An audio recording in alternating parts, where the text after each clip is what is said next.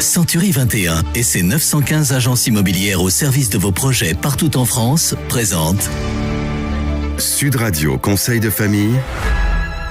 Bonsoir Stéphane Moller. Bonsoir Philippe Rossi. Stéphane, vous êtes associé au sein du cabinet Via et ce soir nous accueillons Héloïse Bidot. Bonsoir. Et bonsoir Héloïse Bidot. Vous êtes groupe manager gestion locative chez Century 21 France. Et la gestion locative, c'est votre métier depuis 18 ans. Alors, comme nous l'avons souvent évoqué, Héloïse, avec Stéphane, il existe deux options fiscales pour déclarer ses revenus fonciers, le microfoncier d'une part ou alors le régime réel. Quelles sont les différences entre les deux ? Alors, dès lors qu'un propriétaire loue son logement, il perçoit des loyers. Loyers qui sont appelés revenus fonciers et qui doivent être déclarés à l'administration fiscale parce qu'ils sont imposables. Lorsque vous louez votre bien vide, non meublé, il existe deux régimes d'imposition, le régime microfoncier ou le régime réel. Alors, on commence par le microfoncier ?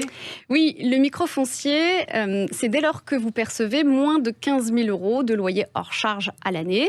Dans ce cas, vous profitez d'un abattement forfaitaire de 30% sur vos revenus fonciers. Aucune autre charge n'est déductible. Il y a ensuite le régime réel. Dites-nous tout, c'est quoi ?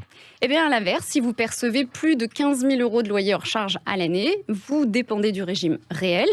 Vous pourrez donc déduire un certain nombre de frais, de dépenses inhérents à votre bien et vous devrez pour ce faire établir une déclaration spécifique, la 2044. Alors, vis-à-vis de ces dépenses, évidemment, elles doivent répondre à trois prérequis. Le premier, c'est d'abord d'être inhérente au bien qui vous procure les revenus fonciers. Ça va sans dire, mais c'est bien en le disant. Deuxième prérequis, c'est que ces charges doivent être payées dans l'année de façon à ce qu'elles soient valablement déduites. Et puis enfin, le propriétaire bailleur doit pouvoir justifier de ces charges. Alors, c'est quoi la liste de ces charges déductibles ?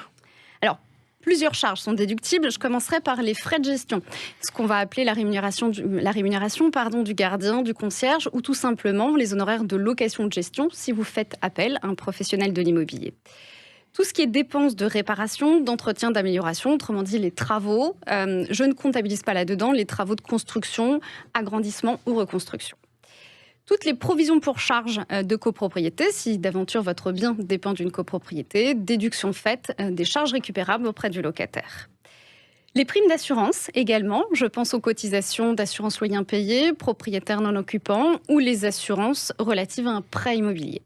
Puisqu'on parle de prêts, sont également déductibles les intérêts d'emprunt qui ont permis l'acquisition, la réparation ou la conservation du logement concerné.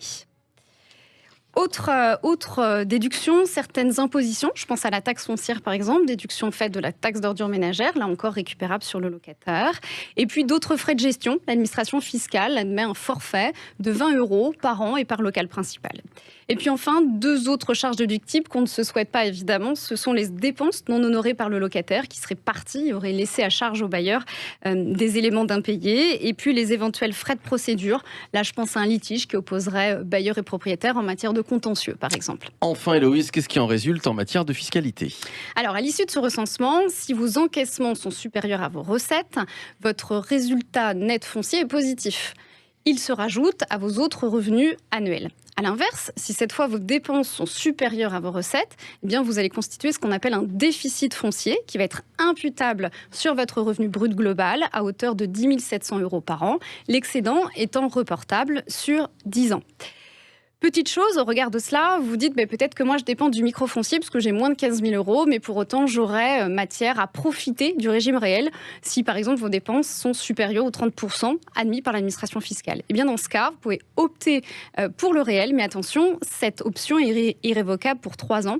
Donc il est opportun de faire le bon calcul pour juger de l'opportunité de cette option fiscale. Merci, c'est très clair. Merci à vous Héloïse Bidot. Voilà encore des raisons de faire appel au service d'un bon gestionnaire locatif. Vous retrouvez nos chroniques quotidiennes sur le site de Sud Radio, sudradio.fr ou encore sur le site de Conseil de famille. On attend vos questions d'ailleurs, conseil avec un s-2-famille.com. C'était Sud Radio Conseil de famille. avec Century 21 et ses 915 agences immobilières au service de vos projets partout en France.